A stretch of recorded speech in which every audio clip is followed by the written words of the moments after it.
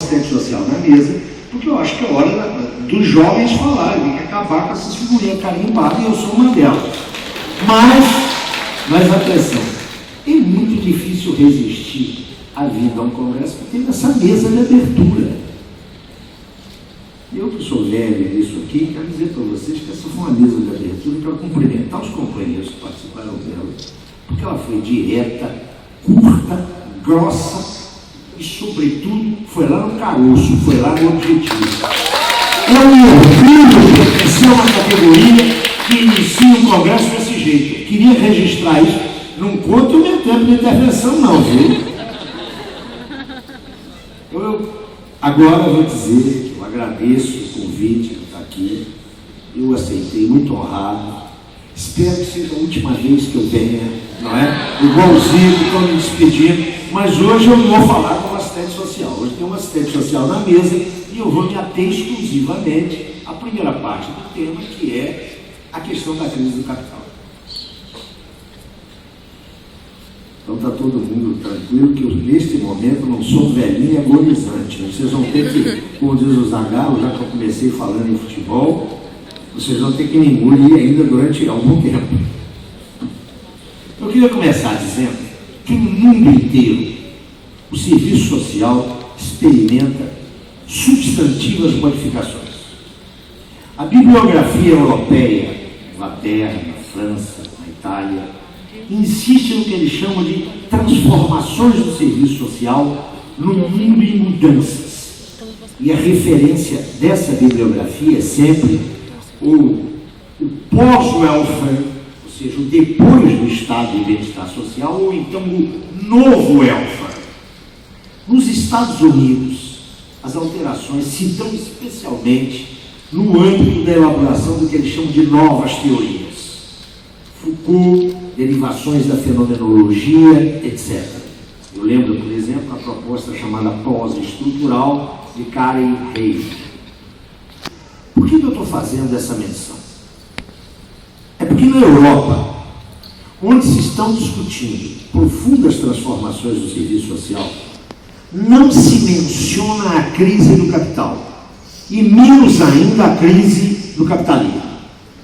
Mesmo as tendências que se querem antiopressivas e emancipatórias abstraem a discussão da economia política do capitalismo. Também lá a palavra exploração foi completamente exilada do horizonte profissional. E por causa disso, fica cada vez mais marcada a diferença entre o debate contemporâneo brasileiro, que tem repercussões e ressonância na América Latina, e o debate de serviço social que se faz nos países do chamado Norte, Europa, inclusive nórdica, Estados Unidos e Canadá. E a prova disso são os últimos encontros internacionais de serviço social. Eu lembro a 33ª Conferência Mundial de Escolas de Serviço Social, que se realizou em Santiago do Chile em 2006, a 19ª Conferência Mundial de Serviço Social, realizada aqui no Brasil, em Salvador, em agosto de 2008, e recentemente, no ano passado, o Congresso Mundial, realizado em Estocolmo. Parece que nós, brasileiros, falamos uma outra língua. O debate é completamente diferente. Eu chamo a atenção para isso, porque eu não vou cuidar, isso vai ser parte da intervenção da professora Ana, do serviço social especificamente. O essencial da minha intervenção vai incidir sobre a crise do capital. Mas eu gostaria de chamar a atenção para essa diferença, porque eu acho que nós estamos com pouca atenção para o debate europeu e norte-americano. Isso não é novidade. Quem foi meu aluno nos anos 90 sabe que eu sempre insisti num problema que a gente tem na pós-graduação no Brasil. É o nosso, em geral, monolinguismo. Os nossos estudantes mal falam português. Então, como é que eles vão ler a bibliografia norte-americana, a bibliografia canadense em inglês ou em francês e a bibliografia europeia? Eu penso que isso traz para nós alguns problemas sérios. Não sei como é que nós vamos resolver, vocês que são os jovens, mas eu gostaria de assinalar isso, porque esse tipo de abertura que nós vimos aqui seria inconcebível na Europa, seria inconcebível nos Estados Unidos. Nós temos que procurar saber por quê. Será que nós é que estamos equivocados? Eu estou convencido que não. Eu gostaria de começar a minha intervenção assinalando uma alteração que não é apenas terminológica. O nosso programa desse congresso fala em crise do capital. Não é a mesma coisa que crise do capitalismo. Eu acho que nós devemos ter clareza sobre isso. Quem introduziu esse debate nos últimos 20 anos foi o professor Mesaros. Seguramente todos vocês conhecem, tem uma presença forte no Brasil. Para ele, essa distinção não é adjetiva.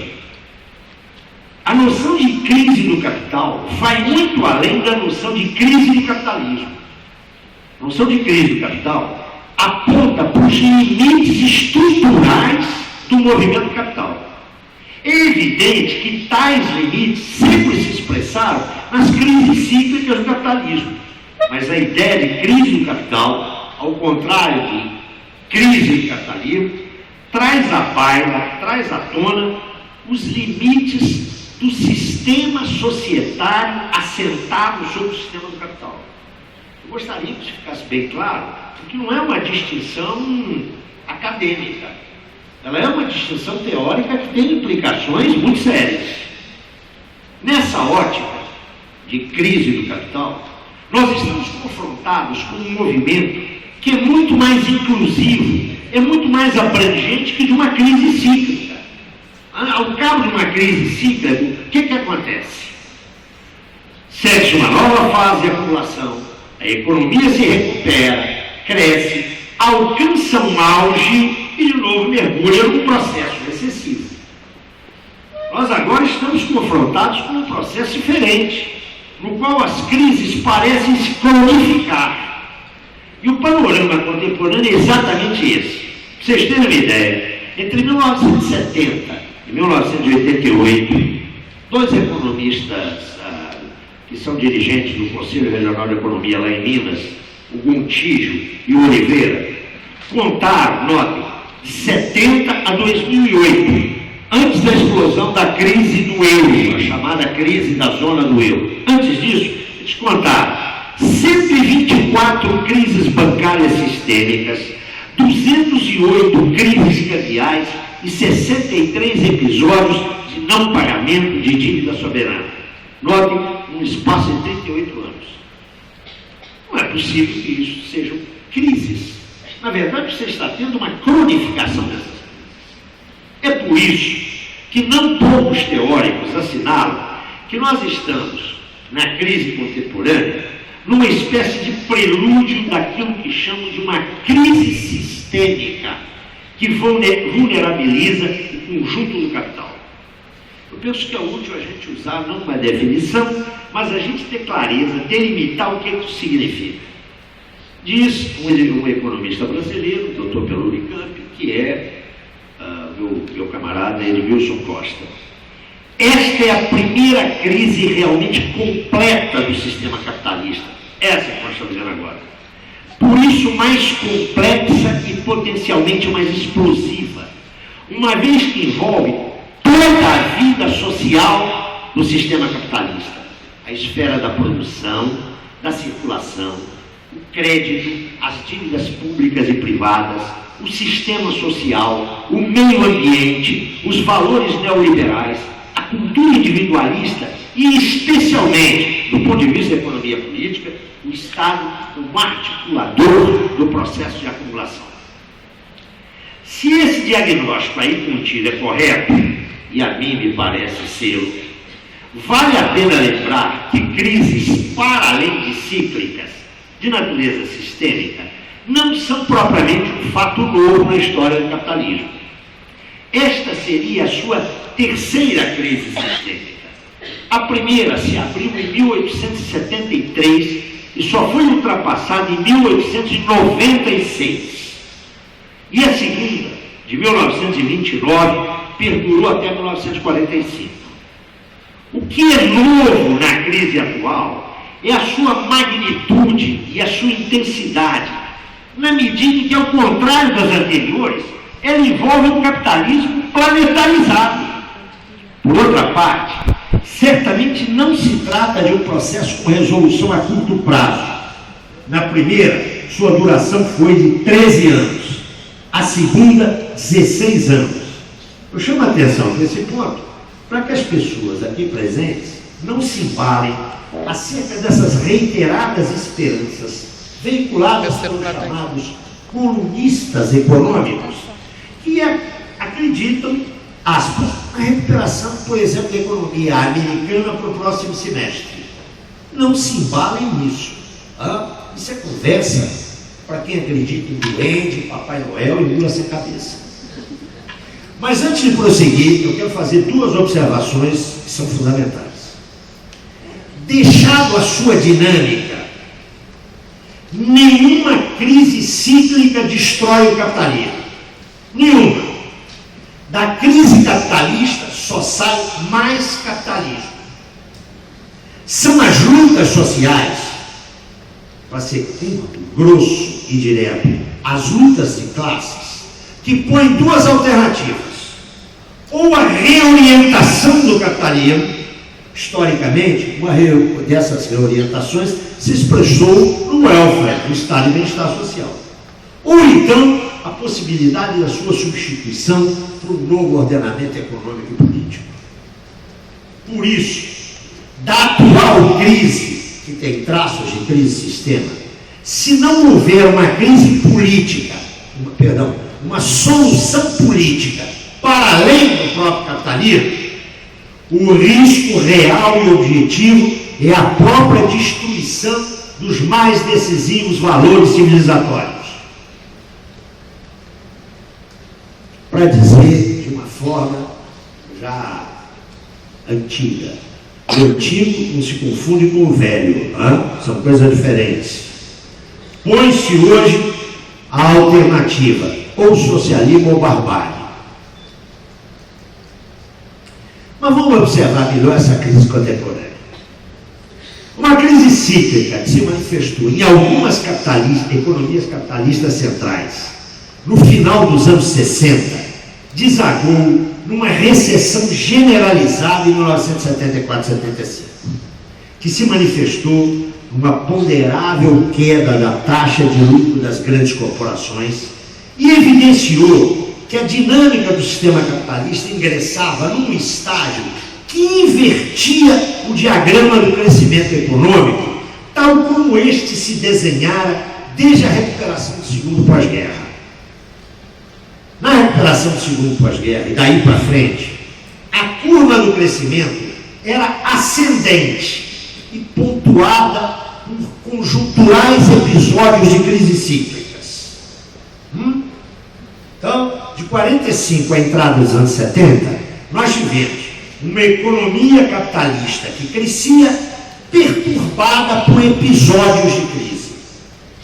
Dos anos 70 para frente, o diagrama se inverte. Os indicadores assinalam conjunturais episódios de crescimento numa curva estagnada ou descendente. Mandel, que caracterizou esse processo, dizia que uma onda larga, expansiva, estava sendo sucedida por uma onda larga recessiva. Com isso, chegava ao fim o que alguns economistas franceses designaram como os anos dourados do capitalismo, ou as 3 décadas gloriosas, ou as 3 décadas de ouro. E as perspectivas imediatas para o domínio do capital revelavam-se problemáticas. As lutas de classes que se registravam, especialmente, mas não exclusivamente, nos países capitalistas centrais, haveriam de decidir os rumos sociopolíticos no curto e médio prazos. E as forças afetas aos interesses do grande capital tomaram a ofensiva, reprimindo, desarticulando e ou apassivando as suas antagonistas. A resultante foi a restauração planetarizada do domínio, então ameaçado, do capital. Essa restauração, sob a chancela neoliberal, também redefinindo a conexão centro-periferias, conduziu à atual dinâmica financeirizada do capitalismo e aquilo que nós chamamos de os tempos conservadores. Operando sobre as transformações societárias que, ao longo de um quarto de século, reconfiguraram a sociedade capitalista na sua totalidade, ao cabo de 2 décadas, ou seja, depois de 20 anos, a restauração do capital alcançou um inequívoco êxito. Recuperou as taxas de lucro das megacorporações, promoveu um formidável processo de concentração e centralização de capitais, obteve uma inédita liberdade de movimento para os fluxos cada vez mais voláteis do capital financeiro, instaurou um ambiente ideológico que lhe era francamente favorável e desconstruiu as formas políticas opositivas tradicionais, o movimento sindical e os partidos de esquerda, levando-os a um peculiar transformismo. Eles se transformaram. Não havemos, aliás, não precisa de olhar muito longe, não é? O movimento sindical se resolvendo na sala do Ministério do Trabalho. Havemos partidos de esquerda incorporando as bandeiras neoliberais que 10 anos antes abjuravam. Vocês sabem certamente do que eu estou falando. As consequências desse êxito da ofensiva do capital não tardaram a vir à tona. Já no ensaio da entrada dos anos 90, o professor Eric Hobsbawm prenunciava o crescente alargamento da distância entre o mundo rico e o mundo pobre, e provavelmente entre os ricos e os pobres no interior do mundo rico. Ele dizia provavelmente em 1990. Hoje os dados já mostram que não é provavelmente, não foi isso que aconteceu. Mas a ascensão do racismo e da xenofobia. Vocês estão olhando o partido grego Aurora Dourada? Olha aí a ascensão do fascismo e da xenofobia e do racismo. E, enfim, a crise ecológica que nos afetará a todos. De fato, o chamado novo capitalismo, que destruiu aquele que o Zervoski chamava de capitalismo democrático, esse novo capitalismo que resultou da ofensiva do capital, trouxe ganhos fantásticos para a oligarquia financeira mundial, que é um diminuto universo pessoal, que não ultrapassa mais de 600 pessoas. É isso mesmo que vocês estão ouvindo. A oligarquia financeira mundial não envolve mais de 600 agentes. Aquilo que os cronistas econômicos chamam de o mercado mundial é controlado por uma oligarquia financeira de 600, em todos 600 personagens. E, claro, os seus serventuários. Mas, ao mesmo tempo, acarretou enormes desigualdades e perdas para a massa da população mundial, seja nos países centrais, seja nos periféricos e semiperiféricos, agravados especialmente nos países centrais pelo desemprego em escala inédita. Esse novo capitalismo não há lugar para o estado de bem-estar social, como ficou conhecido nos seus diversos formatos. A ofensiva capitalista desmontou o estado de bem-estar social, ainda que em medida diferencial, nos distintos países centrais, e viabilizou também os seus projetos em áreas da semiperiferia e da periferia. Em menos de 2 décadas, a cultura política do welfare foi dissolvida. Essa cultura política do welfare estava ancorada no caráter universalista das suas prestações, legitimadora das formas de proteção social que se fundavam nos reconhecidos direitos sociais, concretizados nos sistemas de seguridade social. Foram reordenados os seus instrumentos, basicamente as políticas sociais, redesenhada a sua organização institucional e redirecionado os seus recursos. Em menos de 2 décadas, o welfare state transformou-se a ponto de não ser mais poder identificado como originalmente. É verdade que para alguns investigadores, Johnson, Spieger Anderson, Pearson, é verdade para eles, o welfare entrou num processo transicional que apontaria para um novo e futuro estágio de desenvolvimento. Ou seja, o estado de bem-estar social estaria numa transição onde ele se reconstruiria. Essa prospecção, a cada dia, se me afigura menos plausível e mais improvável. Com efeito, o novo capitalismo, ou se vocês quiserem, o capitalismo contemporâneo, apresentando fenômenos e processos inéditos, ou inéditos na sua intensidade e na sua magnitude, mas dando continuidade à sua essência exploradora, monopolista e concentradora, e repondo em novo nível as suas incontornáveis contradições. Esse capitalismo contemporâneo tem acentuado o caráter destrutivo da sua produção, de que uma das implicações é a imparável degradação dos ecossistemas. Tem agravado as desigualdades sociais e promovido mais pauperização e evidenciado fortíssimas tendências antidemocráticas. Há um exemplo, eu não quero falar de países tropicais, não é? Há um exemplo claro nos últimos 2 anos. A Europa meridional, a Europa do Sul, Itália, França, Espanha, Portugal, viveram manifestações de massa envolvendo milhões de pessoas protestando contra as políticas de ajuste. O que aconteceu? Nada. As políticas de ajuste estão aí. O que significa? Que o Estado burguês está encontrando formas para neutralizar os impactos da luta democrática nas suas decisões. Neste capitalismo, há 2 traços que parecem inerentes. Primeiro, a inépcia, a incapacidade para sustentar taxas de crescimento econômico real similares às do período precedente à recessão generalizada de 74, 75. Isso está claro, ninguém mais discute isso. Ao capitalismo que aí está, são impensáveis crescimentos na faixa de 4 a 6% por ano seguidos. Isso não está acontecendo.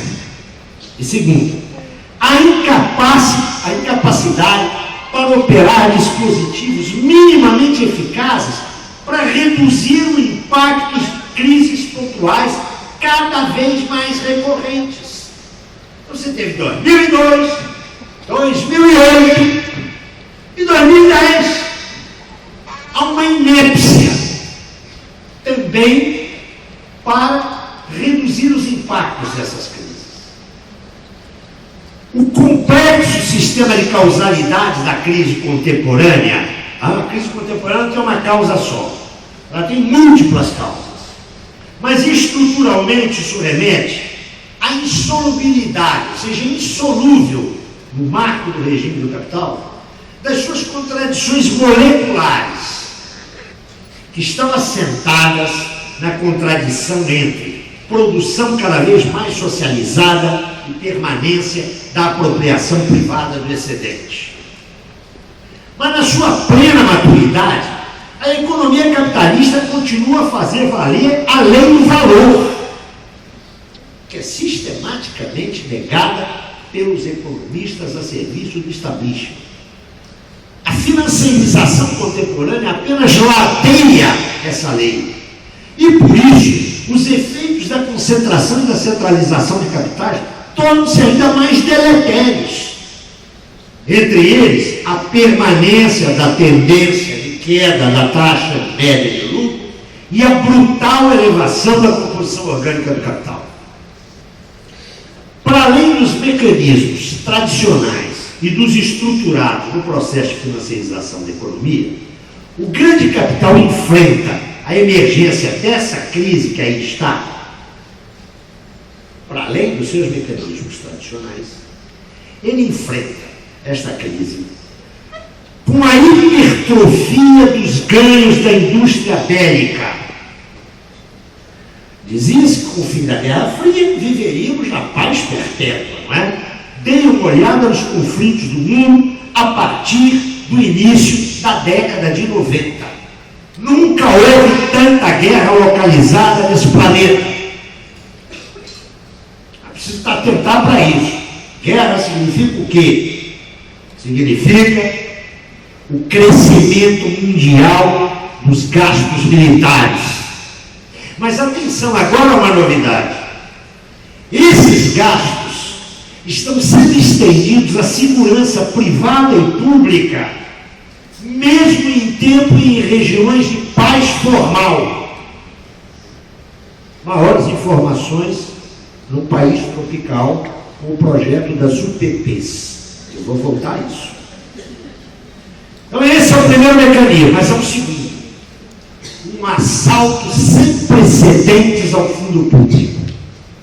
Esses dois componentes nos interessam particularmente, pois eles afetam diretamente as políticas sociais. Vamos cuidar do primeiro. A indústria bélica sempre constituiu um dínamo da economia capitalista na era monopólica.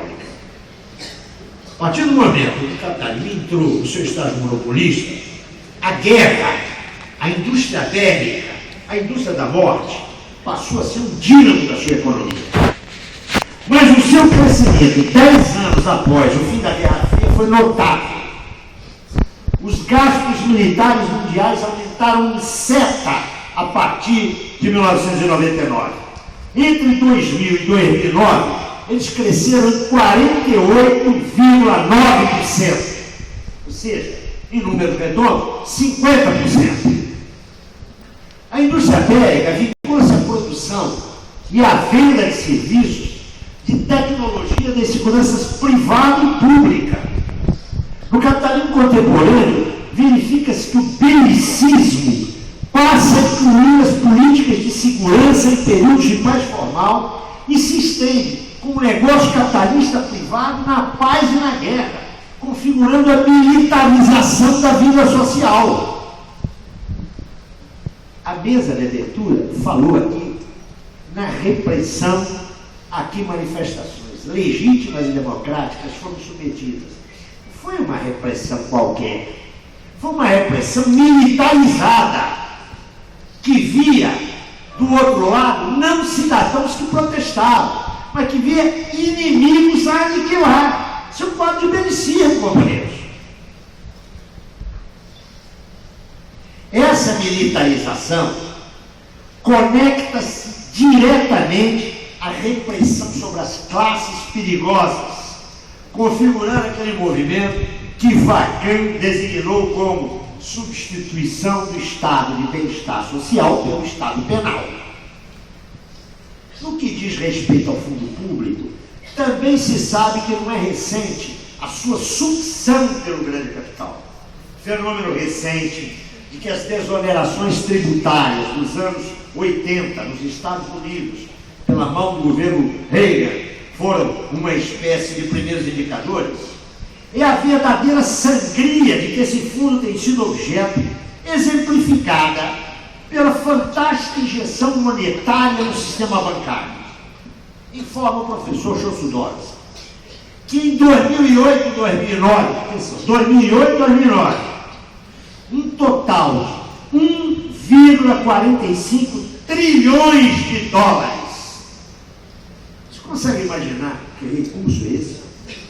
1,45 trilhões de dólares foram canalizados para as instituições financeiras de Wall Street como parte dos pacotes de socorro de Bush e Obama. Mas vocês pensam que só acontece nos Estados Unidos, vocês estão enganados. Entre outubro de 2008 e outubro de 2011, em plena crise da zona do euro, quando tem que cortar a pensão e a aposentadoria de velhinho, quando tem que demitir funcionário público. A Comissão Europeia, em 3 anos, aprovou ajudas estatais a favor das instituições financeiras no montante de 4,5 bilhões de euros. Nenhum banqueiro foi preso na Europa. Nenhum gestor de fundo de investimento foi preso na Europa. Nos 2 casos, belicismo e militarização da segurança pública e assalto ao fundo público, o que se tem são recursos do fundo público que não podem ser empregados em políticas sociais. Eles têm outra destinação. Eles têm uma outra alocação. Essa é uma escolha política. Essa não é uma escolha técnica. Os honestos gestores dos estados podem argumentar e têm sustentação contábil para isso, para dizer para os assistentes sociais, por exemplo, que não há recursos para programas sociais em qualquer área. Nós não podemos fazer nada. Olha o prefeito do Rio de Janeiro diante dos professores. Olha, não dá. Eu posso dar um aumento de 16% para vocês, escalonado em não sei quantos anos. Aqui há professores universitários que fizeram uma greve no ano passado e ganharam um aumento que virá em conta-gotas. Por quê? Porque não tem dinheiro. Pega lá a contabilidade, não tem mesmo. Mas se é apresentado como uma solução técnica. Isso é falso. Eu queria recomendar, sem fazer publicidade, um livro que saiu pela Cortez no ano passado, que é o primeiro livro que, a meu juízo, trata isso corretamente. Um conjunto de ensaios foi organizado pelo professor Evilásio Salvador e outros companheiros, que se chama Financiarização de Política Social. Todo assistente social tem que ler esse livro. Em alguns ensaios você vai voar. É assim mesmo. O começo é sempre difícil. O que eu quero dizer é que aqui, e eu não vou tocar nisso, suponho que a professora Ana vai desenvolver, há uma problemática essencial para o serviço social, que eu me limito apenas a aludir. A militarização da segurança pública, ao incidir sobre as classes perigosas, opera a criminalização da pobreza. As classes perigosas passam a contar com a dupla atenção do Estado. Por favor, entenda a minha ironia com essa dupla atenção. De um lado, um porrete policial. De outro lado, a administração da pobreza. Eu vou voltar a isso. Como é que está o meu tempo aí? Pelo amor de Deus. Vocês vão me dar mais 5 minutos. Tem tanta coisa para discutir, né? O 13 de junho, por exemplo. A restauração do capital, sob a chancela neoliberal, ao desconstruir os formatos do welfare, operou um duplo movimento. De um lado, reduziu, em alguns casos, suprimiu direitos sociais. De outro, impôs uma ampla mercantilização dos chamados serviços sociais. São 2 movimentos. Mas esse duplo movimento erodiu amplamente o conceito e a estrutura de seguridade social, no interior da qual os sistemas previdenciários passaram a constituir elementos do processo de financiarização do capitalismo contemporâneo. Nós temos alguns colegas que estão trabalhando nisso. A professora Sara Grama tem trabalhado muito o papel dos fundos de pensão nesse processo. Ora, num quadro de brutal exponenciação da questão social, para o qual o desemprego em larga escala parece irreversível, isso significou o inteiro redimensionamento da funcionalidade das políticas sociais. A exponenciação da questão social, tanto nos países centrais como nas periferias, tem posto para a política social verdadeiras tarefas de pronto-socorro social. A mais destacada tem sido o combate à pobreza, tomada em seu nível mais baixo, chamada pobreza absoluta, que o Banco Mundial estabeleceu em 1990 em $1 diário per capita, oscilando por 25 centavos para cima ou para baixo. O combate à pobreza constitui, desde então, uma das principais, em alguns casos, a principal frente de ação de governos e instituições da sociedade civil. Muitas delas de cariz social, de cariz corporativo, desenvolvendo a chamada responsabilidade social e dando curso à filantropia empresarial. Multiplicaram-se os mais distintos programas de ação contra a pobreza, com metodologias e impactos diferenciados. Mas nenhum deles propôs a mínima mudança no regime de propriedade. E essa é a condição para que ele seja implementado por um Estado burguês. E cumpre observar que boa parte desses programas concretizam o que alguns estudiosos já caracterizaram como política social pobre para os pobres, dado o seu baixíssimo custo, função de extremo minimalismo das suas metas. Do ponto de vista institucional, o combate à pobreza ganhou dimensão planetária com a cúpula do milênio, Nova York, setembro de 2000, sob a égide da ONU, da qual saiu a Declaração do Milênio, que elaborou os 8 Objetivos de Desenvolvimento do Milênio a serem alcançados até 2015. Atenção, o programa é lá de 2000, vai ser alcançado até 2015. Apesar da verificação de progressos em algumas regiões em relação a certos objetivos, está claro que o seu conjunto não será alcançado. É o caso do primeiro dos objetivos, que era até 2015, reduzir pela metade a população com renda inferior a $1 diário. Mas você não precisa ficar preocupado, não. Na última sexta-feira, o novo presidente do Banco Mundial, Jim Yong Kim, já anunciou que serão feitos todos os esforços para erradicar a extrema pobreza em 2030. O presidente do Banco Mundial.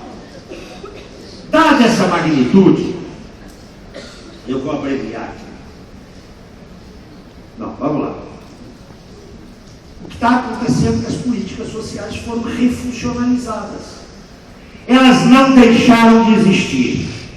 O Estado continua intervindo na questão social com a mesma força de antes. O que acontece é que essa intervenção foi redirecionada, passou a envolver novas mediações com o crescente protagonismo das agências não estatais, que são um mero sucedâneo da minimização das instituições e organizações do welfare. Dissolver a cultura política do welfare, aquela do universalismo, o caráter universalista da política social visto deslocado pela focalização e pela segmentação. No mesmo andamento, como valor ético fundante, foi entronizada a solidariedade.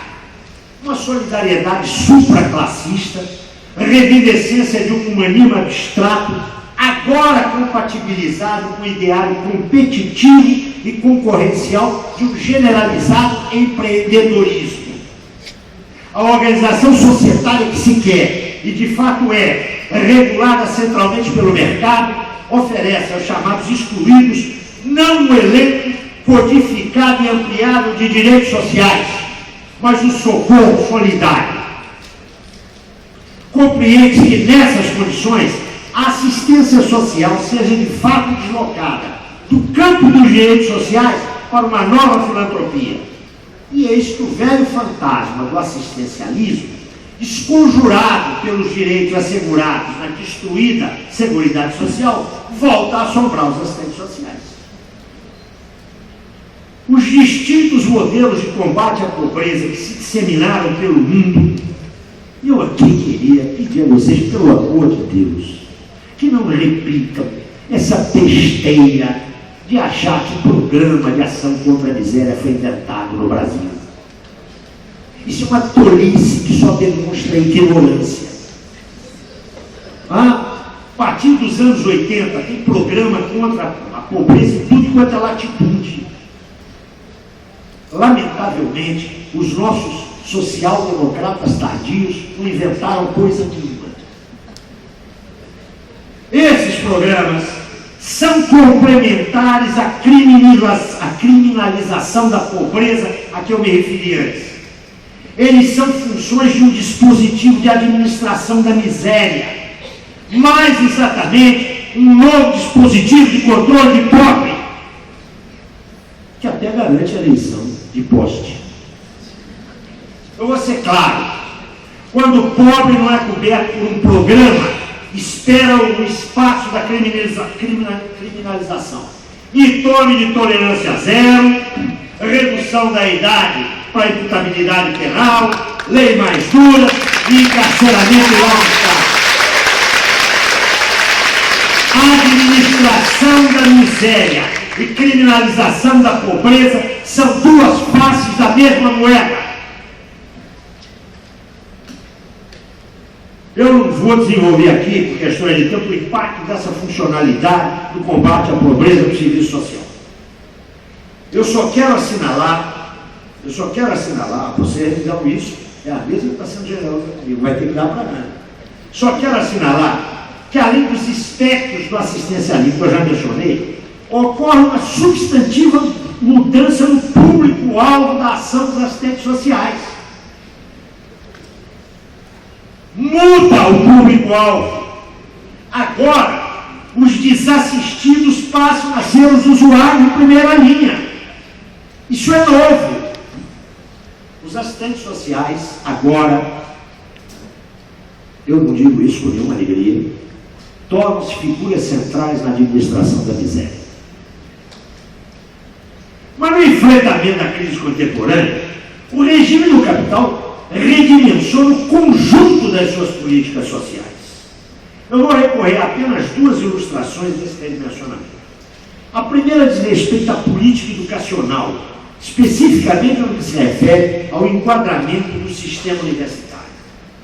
As orientações mais expressivas desse redimensionamento, orientações emanadas não de debates processados no interior da vida universitária, mas das chamadas agências multilaterais, Banco Mundial, FMI. Tais orientações encontram concreção especialmente na União Europeia. Nos Estados Unidos não é preciso, não é? Nos Estados Unidos não existe, em grande escala, ensino superior público gratuito. Vocês sabem disso. A universidade dos Estados Unidos custa caríssimo. Então é na Europa, onde havia uma tradição de universidade pública, que você tem esse redimensionamento. A formulação dessa programática vem sendo implementada desde 2000 através do chamado Protocolo de Bolonha. Ela constitui, de fato, uma verdadeira transformação da universidade e contempla algumas medidas positivas. Mas o essencial é que o conjunto dessa reforma, na verdade, que nossa companheira Helene Belli chama por contra-reforma, então reforma entre aspas, o conteúdo dessa reforma obedece a dois princípios fundamentais, que certamente vocês não conhecem. A formação de quadros superiores para o atendimento imediato das demandas do mercado e a redução dos custos da formação superior, com a diminuição dos tempos da formação universitária e a mercantilização diferenciada segundo níveis de serviço universitário. Na Europa hoje, generaliza-se a cobrança de anuidades na graduação e contam-se nos dedos as pós-graduação gratuitas. Contam-se nos dedos mesmo, das duas mãos, estou falando para a Europa inteira. Nas semiperiferias e nas periferias, o exemplo tem frutificado com algumas particularidades. Mantém-se a universidade pública e gratuita, mas com o fomento da mercantilização mediante a facilitação da expansão de universidades privadas e, em alguns casos, em detrimento do custeio da universidade pública na manutenção dessas universidades privadas. Algum mal intencionado vai dizer que eu estou pensando para um. Em qualquer dos casos, as demandas do mercado também passam a comandar a formação. Editais de pesquisa, projetos de pesquisa, laboratórios financiados diretamente pelo grande capital. E o resultado tem sido um flagrante aligeiramento dos conteúdos disciplinares, onde uma nítida degradação do padrão do ensino superior. É isso que se passa nos países da periferia. periferia, se vocês pegarem as dissertações de mestrado dos anos 80 e 90, elas são equivalentes às teses de doutorado do século XXI. Tem alguma coisa errada aí. Eu penso que os assistentes sociais devem refletir sobre os impactos dessa ampla reorientação na reprodução da categoria profissional. Alguém falou aqui na mesa em 130 mil assistentes sociais já vinculados para o exercício da profissão. Até outro dia era 90 mil. Eu estou sempre defasado, eu estou achando que ele não passou os 3 dígitos. Como é que está sendo feita essa reprodução profissional? Em que condições ela está sendo? Uma segunda ilustração diz respeito à profunda reconfiguração das relações laborais no mundo do trabalho instaurado pelo capitalismo contemporâneo. Já é bastante conhecida a estratégia do capital no processo de redução dos direitos dos trabalhadores mediante as modalidades de flexibilização e de desregulamentação dos vínculos empregatícios, com a reiterativa resultante da precarização. A terceirização por via da constituição de profissionais formalmente autônomos, o sujeito cria microempresa ou vira pessoa jurídica, e aí os seus serviços são contratados. Os contratos de trabalho a prazo e para a execução de projetos se generalizam. As ONGs, essas organizações da sociedade civil que vocês adoram, né? Quanto a isso, elas são exemplares. Vê como é que é a relação laboral, os vínculos empregatícios, não é só dos assistentes sociais, não, dos técnicos em geral. Eu penso que esse processo também impacta o estatuto profissional do assistente social e as suas condições efetivas de trabalho. E por isso precisa ter ser objeto de uma investigação profunda. No tempo restrito de que dispomos nessa mesa está sendo generosa comigo, eu vou acabar. Creio que as reflexões nada originais que eu acabo de lhes oferecer como hipóteses de trabalho podem ser de alguma valia para pensar os meios e os modos pelos quais a crise contemporânea do capitalismo tem afetado as atividades profissionais. Notem que eu falo em atividades profissionais do assistente social. Uma palavra final quase obrigatória sobre o Brasil. Obrigada. E um Brasil que desde o 13 de junho, início das manifestações populares que ainda ressoam, descobriu algumas realidades para além da propaganda governamental. Eu não vou discutir aqui o significado e o limite de das manifestações. Depois que vocês derem um tempo, eu tenho posição sobre isso. Aliás, eu tenho posição sobre tudo. Mas eu acho que é um dado que nós não podemos cabotear. Ficou claro para muitos que até então não perceberam que além do ideal propagandístico do Brasil para todos, existe um país real, com serviços públicos do quinto mundo, com educação lastimável em todos os níveis, com uma mobilidade urbana que só tem sentido para os senhores monopolistas do transporte coletivo, com um sistema de saúde deplorável e coisas que tais.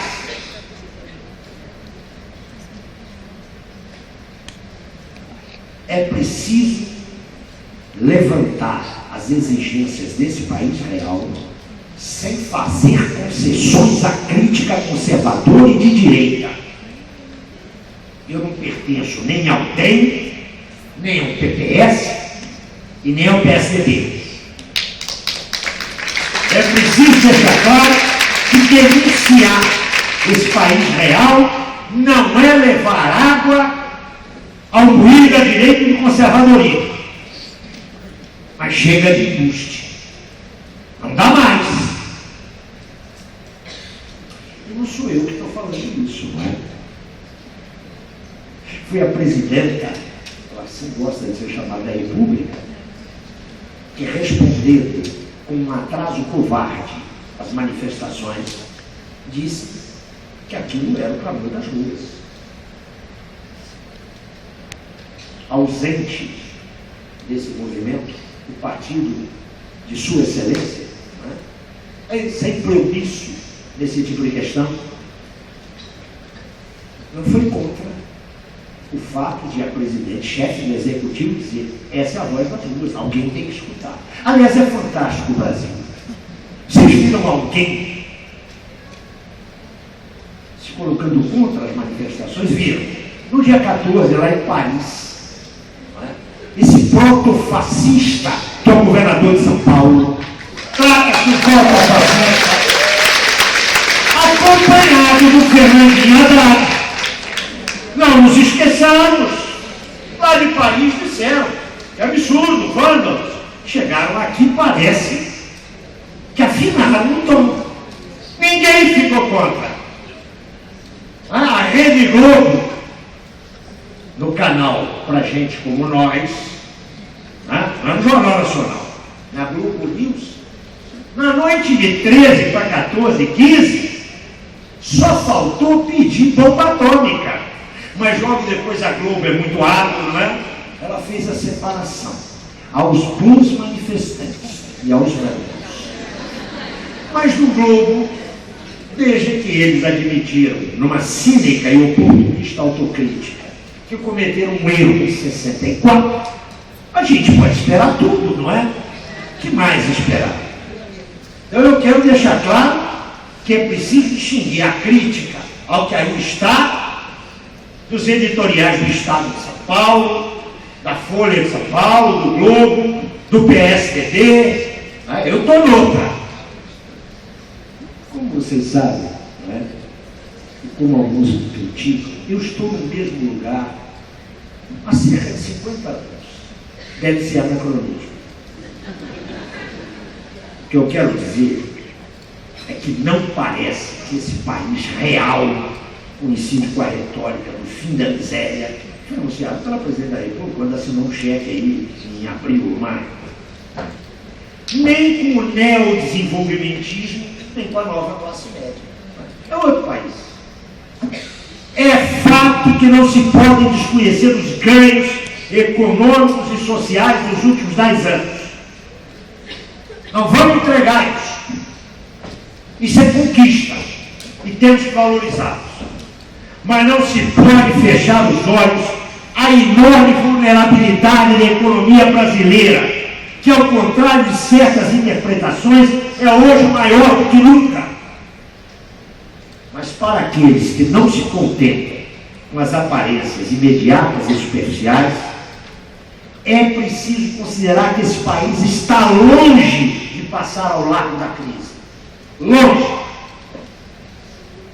Em 2008, um celebrado líder político brasileiro, diante da explosão de uma nova explosão da crise, afirmou tratar-se para o Brasil de uma marolinha.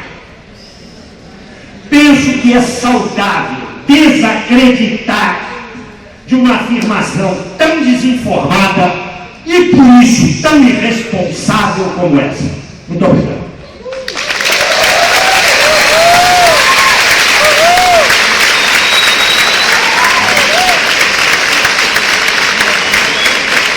Quero agradecer a generosidade da mesa e de vocês, porque eu falei, ao invés dos 35 minutos combinados, eu falei 45.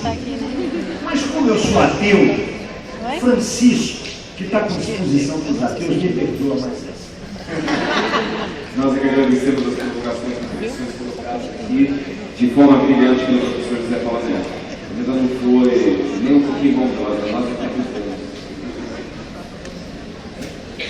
Nesse momento nós vamos ter essa conferência de abertura do 14º CPA, a parte da professora Ana Elizabeth Mota, que é professora do Departamento de Educação da Universidade Federal de Pernambuco, é doutora em Serviço Social e pós-doutora da Universidade Técnica de Lisboa. É também pesquisadora UMAR do CNPq. Acho que não tá legal desse jeito, né? Olha, o que você acha? Vem mais pro lado aqui, só pra pegar o palco, né? Com a palavra. Sim? Aí você vira só um pouquinho, inclina. Isso. Pronto, tá mais centralizado. Boa noite a todos os presentes. Eu quero cumprimentar o meu amigo Não, pode me dar. Pode. Não tem problema não. Pode fazer seu trabalho. Marcelo, quero cumprimentar todos vocês, meus colegas, docentes, profissionais e estudantes. Quero agradecer muito a comissão organizadora e, ao mesmo tempo, reconhecer a excelente organização desse congresso por parte do CEFES, por parte do CREA São Paulo, da ABEPS e do INESO. E como Zé Paulo, quero também parabenizar pela mesa de abertura. Uma mesa direta, simples, mas que nos causou muita emoção. Bom, os nossos congressos são um fenômeno, né, junto às categorias profissionais. Temos aqui 4.000 participantes e essa capacidade de mobilização da categoria só reitera o desejo, a luta pela definição do serviço social crítico e comprometido com as transformações da sociedade brasileira. Quero dizer também que falar depois do professor Zé Paulo é um grande desafio. E por isso mesmo, peço a todas vocês generosidade e compreensão. Da exposição do ilustre e querido mestre, com quem aprendemos sempre, e seguindo nosso prévio acerto sobre o conteúdo dessa mesa, ele abordando a crise do capital e seus impactos nas políticas sociais. E eu, suas refrações do serviço social, eu recupero da fala dele 4 pontos. A referência às transformações por que passa o serviço social, as tendências gerais das políticas sociais, o quadro atual do ensino superior e a precarização do trabalho. Mas eu quero dedicar esta minha fala à nova geração do serviço social brasileiro. Que não me interprete mal meus históricos companheiros de quase 40 anos de jornada. Mas a minha conversa aqui dirige-se aos jovens assistentes sociais e aos estudantes. Aos que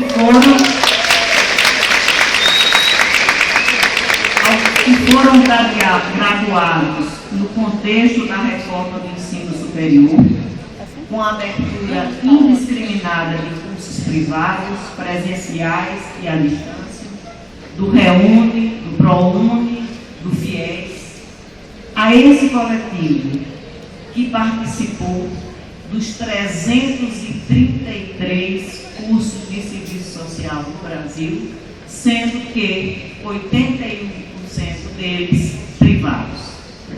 Eu quero me dirigir a esse segmento que hoje conformam os 130 mil, mais de 130 mil assistentes sociais brasileiros e que são, também eles, recém-ingressos no mercado precarizado de trabalho, inclusive no da docência. Diante disso, retomo a afirmação do professor Zé Paulo sobre a questão das transformações por que passa o serviço social. E me refiro, parte por ele se referir ao serviço social mundial e brasileiro, eu me atenho à questão brasileira. E afirmo que um dos seus indicadores, levando em conta, inclusive, a realidade mundial, é o crescimento exponencial dessa categoria profissional. E esse crescimento é revelador do conjunto de transformações por que passa a realidade brasileira, cuja ação das classes e do Estado, como expôs o professor, são determinantes. Muitos seriam os aspectos a destacar, mas o limite dessa exposição me obriga a privilegiar alguns aspectos desta relação com a realidade. Os que se relacionam com as tendências e pedagogias das políticas sociais públicas e sua relação com o atual tratamento da questão social. Este é o nosso aspecto. O segundo, o ethos predominante no mercado do trabalho profissional e que atinge diretamente, embora não exclusivamente, as novas gerações de assistentes sociais.